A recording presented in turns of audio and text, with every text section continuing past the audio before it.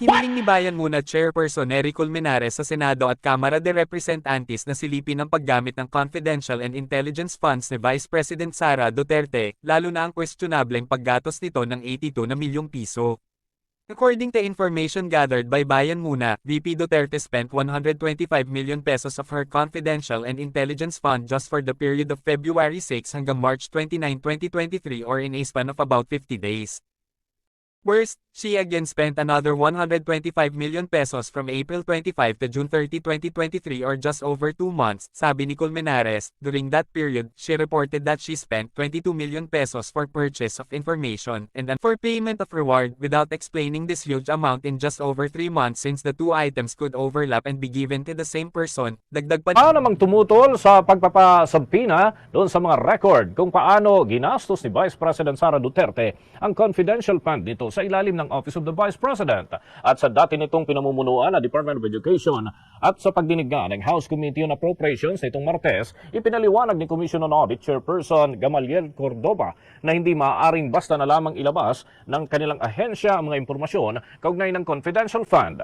Kung walang sampina, sinabi ni Cordova na tanging maibibigay lamang umano ng Commission on Audit ay ang accomplishment record kaugnay ng paggamit ng confidential funds. Ayon pa kay Cordova na kada quarter ay nagsusumiti naman ang mga ahensya na mayroong confidential fund ng accomplishment reports sa Office of the Speaker at Office of the Senate President of the Philippines. Yan ay upang makakuha ng kopya na nag-motion nga itong si ACT Teachers Party List Representative Franz Castro na ipasampi ng record ng confidential fund ng Office of the Vice President noon para sa taong 2022 at 2023. Sumigunda naman si Gabriela Representative Arlene Brosas sa naturang motion.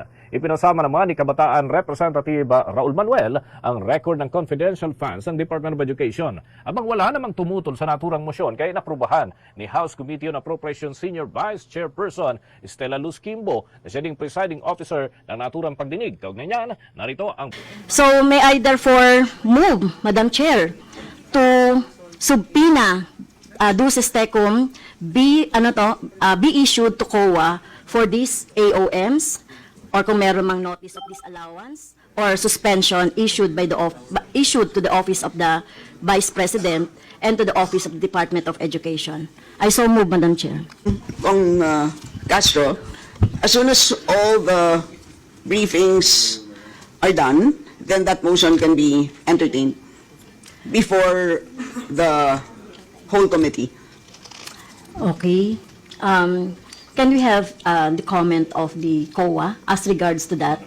Kasi Madam Chair, this about the, 2022 pa natin ito hinihingi, no? At medyo overdue na ito. Okay? At meron naman din tayong circular as regards to the, on September 2013, that provides that COA can be compelled to submit documents, records, reports, decision, or other information through the issuance of subpoena duces tecum. So ito yung ito yung batayan natin. Yes. So can we have a comment on that? Your Honors.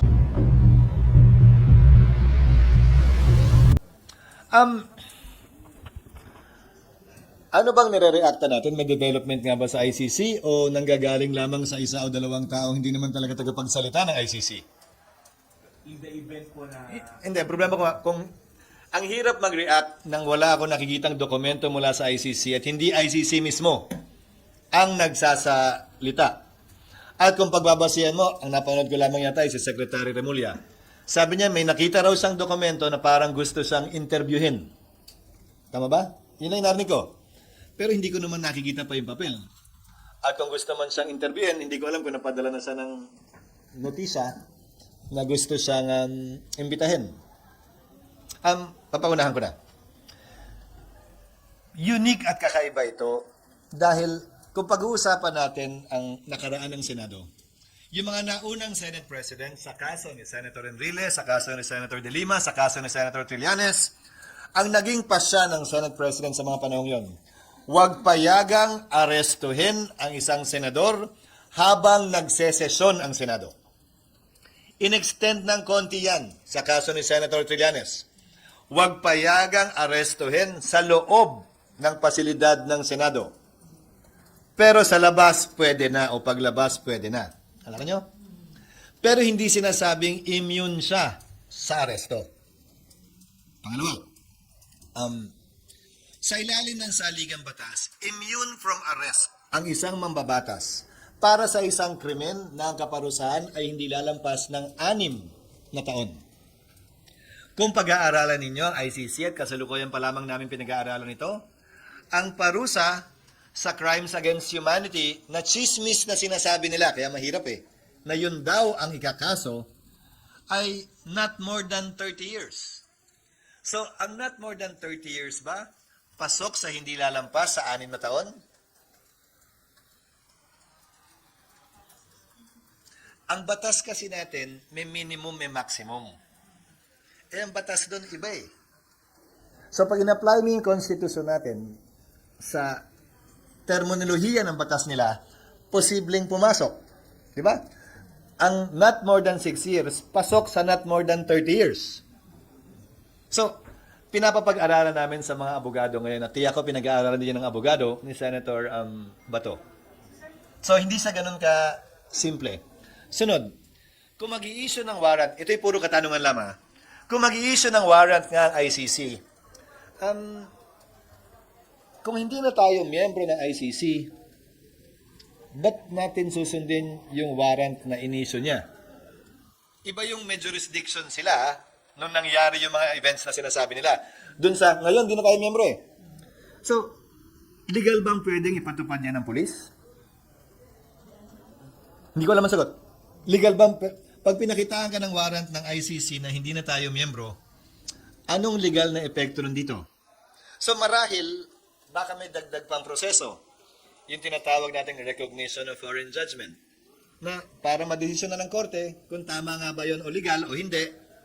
Tapos yung korte natin na lokal ang mag-i-issue. O hindi mag-i-issue, depende sa kanila. Ito'y lahat bagong mga sitwasyon legal na hindi pa natin napagdadaanan.